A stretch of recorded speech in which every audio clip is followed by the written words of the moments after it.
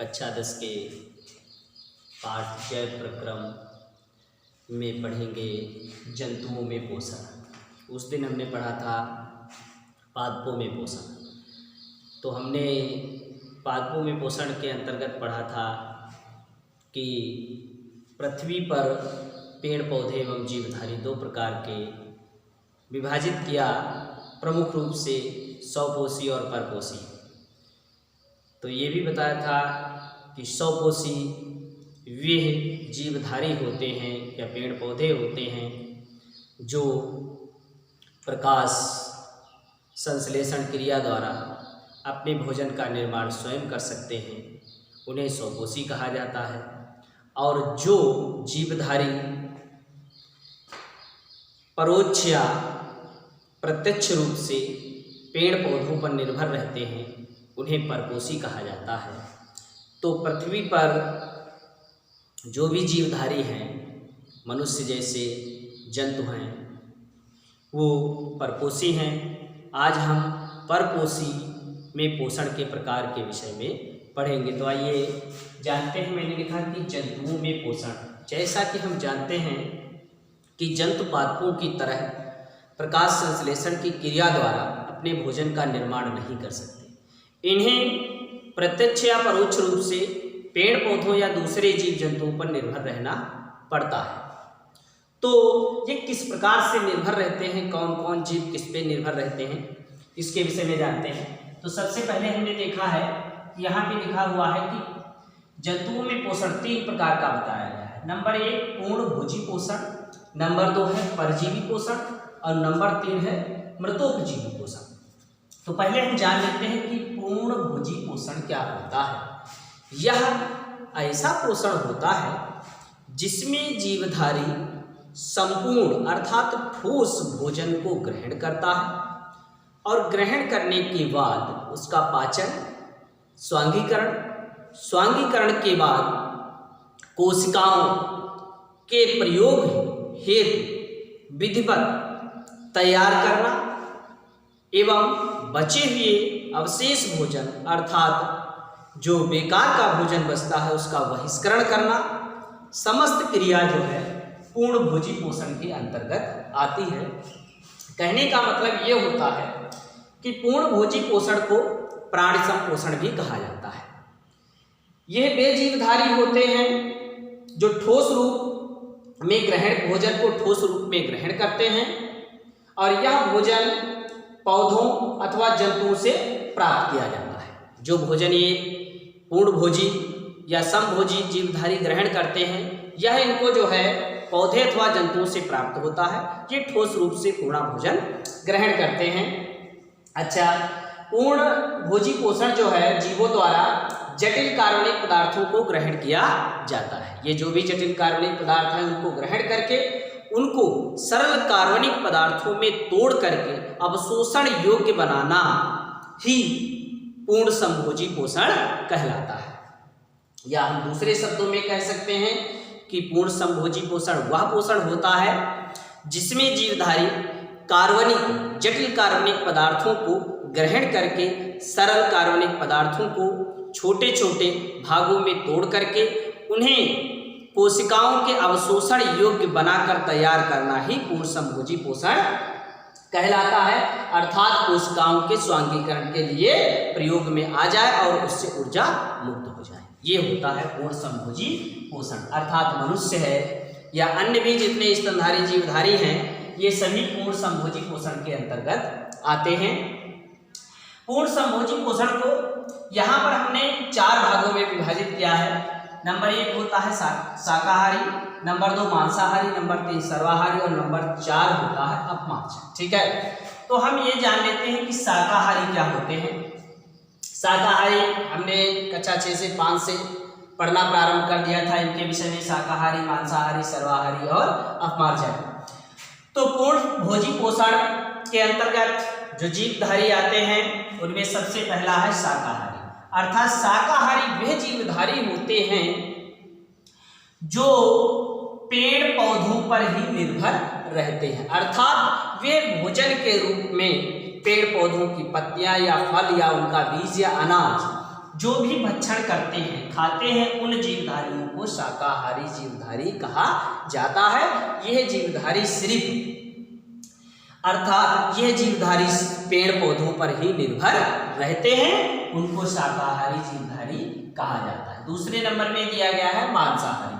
मांसाहारी जीवधारी वह जीवधारी होते हैं जो शाकाहारी जीवधारियों पर निर्भर रहते हैं, अर्थात ये मांसाहारी जीवधारी भोजन के रूप में शाकाहारी जीवधारियों का भक्षण करते हैं। इनके अंतर्गत जैसे हमने बाघ जो है ये पूर्ण मांसाहारी जीवधारी कहा जाता है। ये जीवधारी शाकाहारी जो होते हैं इनका भक्षण करता है। अच्छा, फिर उसके बाद में आता है सर्वाहारी। सर्वाहारी जीवधारी वह जीवधारी होता है जो शाकाहारी एवं मांसाहारी, अर्थात शाकाहारी पेड़ पौधों अर्थात साग सब्जी भी खा सकता है और मांस को भी खा सकता है। उन जीवधारियों को सर्वाहारी जीवधारी कहा जाता है। इनमें प्रमुख रूप से मानव होता है। मनुष्य जो है ये मांस भी खा लेता है और साग सब्जी भी खा लेता है, इसलिए इसको सर्वाहारी कहा जाता है। अब हम आते हैं अपमार्जक। अपमार्जक वह जीवधारी होते हैं जो मरे हुए जंतुओं को खाते हैं, उनको अपमार्जक कहा जाता है। कभी कभी हम लोग संशयवश ये समझ लेते हैं कि शाकाहारी और मांसाहारी और अपमार्जक ये भी मांस को खाते हैं, ये भी मांस को खाते हैं। इनमें अंतर ये होता है कि ये जो है शिकार करके अपना स्वयं मांस खाते हैं, बल्कि अपमार्जक जो है ये मरे हुए जंतुओं को खाते हैं जो सड़ने से भी बच जाते हैं, उन जंतुओं को खाते हैं। जैसे गिद्ध है, लकड़बग्घा है, सियार है, ये ऐसे जीवधारी जो हैं अपमार्जक के अंतर्गत रखे जाते हैं। इन्हें प्राकृतिक का सफाई कर्मी भी कहा जाता है। आगे हम लोग बढ़ते हैं परजीवी पोषण। तो परजीवी पोषण क्या होता है? जैसा कि नाम है उसका, परजीवी, पर माने पराये, अजीवी माने जीवन। जो जीवधारी दूसरे जीवधारियों पर रह करके अपना भोजन प्राप्त करते हैं या अपना जीवन यापन करते हैं, अपने जीवन की क्रियाओं को चलाने के लिए उन्हें भोजन प्राप्त होता है, उन जीवधारियों को परजीवी जीवधारी कहा जाता है और इस पोषण को परजीवी पोषण कहा जाता है। कहने का मतलब ये है, ये वे जीवधारी होते हैं जो दूसरे जीवधारियों के शरीर के ऊपर रहकर या शरीर के अंदर रहकर स्थायी या अस्थायी रूप से किसी भी तरीका से भोजन प्राप्त करते हैं। जैसे स्थायी के अंतर्गत आ जाता है जो मनुष्य का सबसे बड़ा बाह्य परजीवी जूं होता है, ये स्थायी रूप से रहकर के भोजन प्राप्त करता रहता है। अस्थायी रूप में मच्छर है जो आकर के काट के चला जाता है और अपना भोजन प्राप्त कर लेता है। तो जो परजीवी है इसको दो भागों में विभाजित किया गया है। एक होता है बाह्य परजीवी, एक होता है आंतरिक परजीवी। तो हम लोग जान लें कि बाह्य परजीवी क्या होते हैं। बाह्य परजीवी वह परजीवी होते हैं जो जीवधारी के शरीर के बाहरी भाग में रह करके अपना भोजन प्राप्त करते हैं, उनको बाह्य परजीवी कहा जाता है।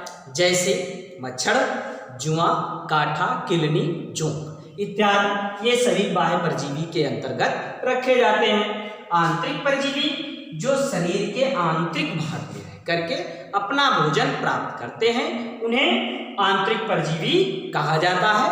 जैसे फीताकृमि है, हुकवर्म है, स्कैरिस है, ये सभी ऐसे जीव होते हैं जो जीवधारी के शरीर के अंदर अर्थात आंतरिक भागों में रह करके अपना भोजन प्राप्त करते हैं, इसीलिए इनको आंतरिक परजीवी भी कहा जाता है। अच्छा, इसमें एक और होता है सहजीवी।